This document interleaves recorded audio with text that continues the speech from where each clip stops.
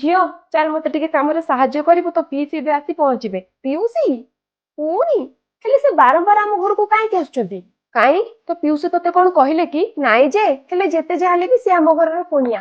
ଆମର ବି ତ କିଛି ଗୋଟେ ପ୍ରାଇଭେସି ଅଛି କି ନାହିଁ? ହଁ କୁଣିଆ। ତୁ ବୋଧେ ଭୁଲି ଯାଇଛୁ ତୁ ଜନ୍ମ ହେବା ପୂର୍ବରୁ ଆଉ ଏ ଘର ତୋର ହେବା ପୂର୍ବରୁ ତ ପିଉସି ଏ ଘରର ଝିଅ ଥିଲେ।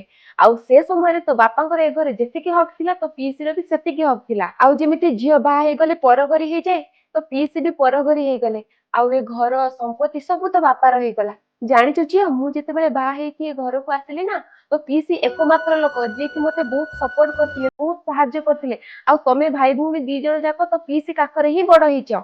ଆଉ ତମେ ସବୁ ବଡ ହେଇକି ତ ପିଇସିକୁ ଏମିତି କୁଣିଆ ପରି ବ୍ୟବହାର କରୁଛ, ତାଙ୍କୁ କେତେ ଖରାପ ଲାଗୁଥିବ କହିଲ? ତୁ ଠିକ କହିଛୁ ମା। ଖାଲି ମୁଁ ବାହା ହେଇକି ଗଲା ପରେ ମୋ ଭାଇର ପିଲାମାନେ ଯଦି ମତେ ଏମିତି ବ୍ୟବହାର କରନ୍ତି ତାହେଲେ ମତେ ବି ବହୁତ ଖରାପ ଲାଗିବ।